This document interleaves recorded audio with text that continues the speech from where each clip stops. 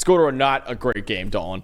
Number 1 Texas dominated Oklahoma 34-3 in the Red River Rivalry. Let's go over the highest graded players, starting with the winning Texas Longhorns. Tight end Gunnar Helm, highest graded player, 81.8. Alfred Collins with a 78.9. Anthony Hill Jr. at a 76.7. Trey Wisner at a 74.8. Jermaine Lele at a 74. And then Quinn Ewers with the amazing hat right there, but still not great this one, 54.5 in his return from injury. Let's go over to the Oklahoma side of the football. Eli Bowen with an 85 grade, Billy Bowman Jr. at 74.3, Jake Roberts at a 70.5, Jaden Jackson at a 70.1, Zion Kearney at a 69.2, and Michael Hawkins Jr. at a 50.7 grade. Dawn, for you, what was the stat that told the story in this one? You could pretty much point to anything on the Oklahoma offensive side of the ball, but I'll go with the part where their offensive line just struggled to protect Michael Hawkins. He was pressured on 21 out of his 40 dropbacks and had a 35.7 passing grade under pressure. Oklahoma's they had a 52.2 pass blocking grade in this game. I think what you saw from Hawkins, actually, when he was clean, he made some decent throws. There weren't a whole lot of explosive plays, but they were moving the chains pretty good when they did protect him, but it just did not, it wasn't consistent, right? And we've talked about different things with this Oklahoma offense.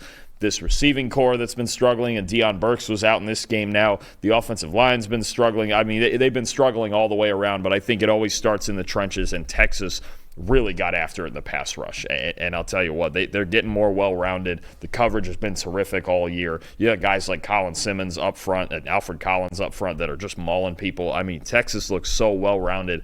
Even in a game where the quarterback didn't play his best, they got after Michael Hawkins. They covered well. Their defense was as good as it should have been in this game against Oklahoma's offense.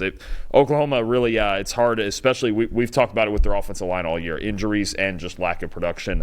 It's been a struggle, and it starts there. And even the receiving core is so banged up right now, too. Deion Burke's not playing. I mean, they had no chance offensively in this game, honestly. I mean, my stat to tell story, they averaged 3.4 yards per play.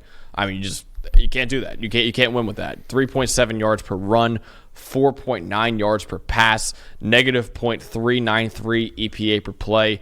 They were sub-60 grade in every offensive category: passing, rushing, receiving, pass blocking, and run blocking. Listen, this defense, I'll say it, Dawn, this defense played well enough to win this game. If the offense could give you anything competently, but this offense does not give them a chance in these big games. In these big games they have the rest of the year, with this offense, they don't have a chance right now. No. They got to improve. And maybe a healthy receiving core will give them a chance, but, man, it's so hard right now. And Dawn, I looked it up. They're right now the worst offense in the Power 4 in terms of EPA per play.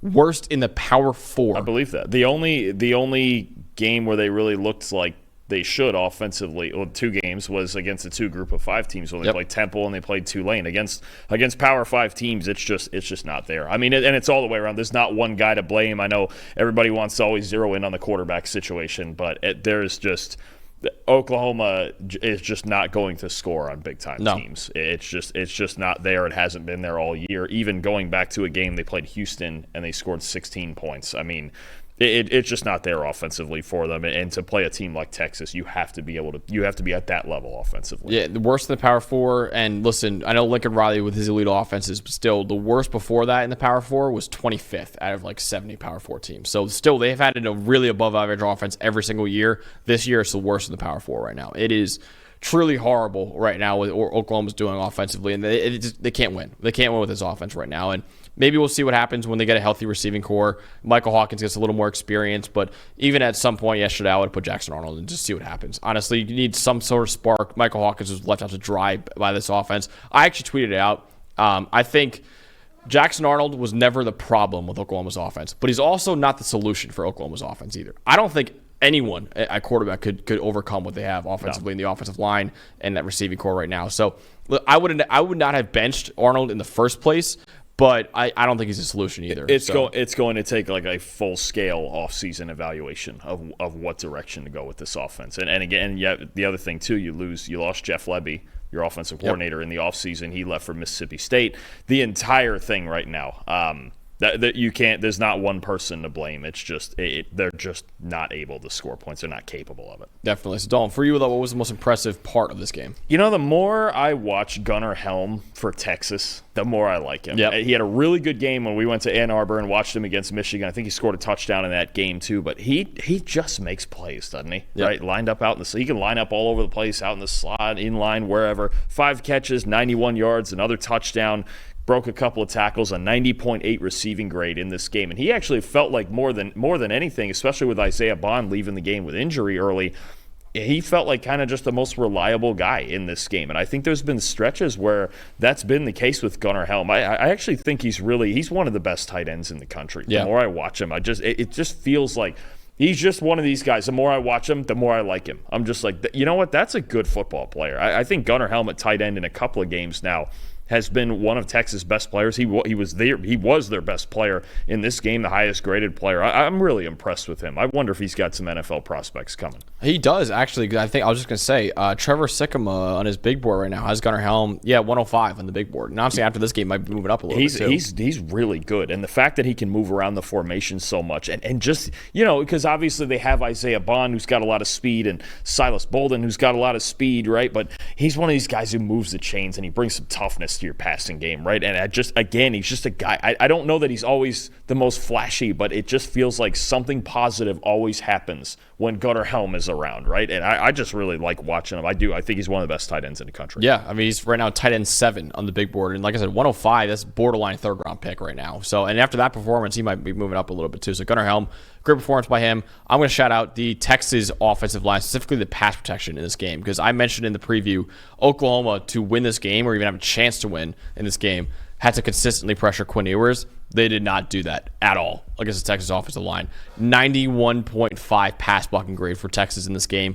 0 sacks, 0 hits allowed on 33 pass blocking snaps. Only 4 pressures allowed all game for a 12.1% pressure rate. Cameron Williams, Kelvin Banks Jr., and Hayden Conner, all 0 pressures allowed against Oklahoma. Cameron Williams and Hayden Conner didn't even have a loss either. Remember I said that you could have a loss in pass pro but not get a pressure allowed? They didn't even lose a single rep in yesterday's game. Banks only had 1 loss yesterday. They really showed why Texas had the number 1 pass blocking grade in the country entering the week. This is why. This offensive line is absolutely elite. And I understand Quinn Ewers gets a lot of the love. The receivers get a lot of love, and they deserve it. But this entire offense, and Steve Sarkisian is able to draw it up beautifully because this offensive line is this good and gives them that much time back there with 2, not 1, 2 first-round offensive tackles as well. This offensive line is absolutely elite, and this is a big reason why Texas had a lot of success offensively. Absolutely. They were one of the best pass-protecting teams in the country last year. Most of that crew came back. Obviously, you have Banks and Williams at tackle who make life real easy, and they're really good in the run game, too. I mean, Trey Wisner had a great game. Jarek Gibson's coming on in flashes. They've got balance, and it does. It starts with their offensive line. They have one of the few offensive lines in the country that can just do everything at an elite level. It is the reason that, when you talk about them playing against Georgia next week or playing against the other elite teams in college football, we saw them against Michigan dominate Michigan, and that's maybe the best D-line in the country. This offensive line is now what makes Texas the favorite, I think, to me. We know they have skill players. We know they have speed. We know they fixed the secondary, I should say, actually. The secondary and the improvement in coverage and their offensive line being maybe the best in the country, that's the formula right now for Texas. Because even in a game when Quinn Ewers isn't great, their offensive line is great, their run game's great, and they find enough in the passing game anyway. To win this game with Ewers grading in the 50s, the way that they won it, that's impressive. I think it's one thing I've learned in the last couple weeks. I think Texas right now is the least flawed team in the country, and a big part of that is they're playing the trenches. I mean, you look at it right now. I mean, listen, that pass block grade, they have a 93.5 pass blocking grade right now. That's almost 6 points higher than anyone else in the country. Number 2 is Wisconsin at 87.6, so 5.9 points higher than anyone else in America. And it's not fraudulent either. They beat Michigan. They beat Oklahoma. They have good pass rushes, right? And they're still dominating out there. So this Texas offensive line is absolutely elite with 2 top 20 picks maybe, and Calvin Banks Jr. and Cameron Williams, who both have been outstanding this year. So great win by Texas, number 1 team in America, showing why they're the number 1 team in America with that kind of victory.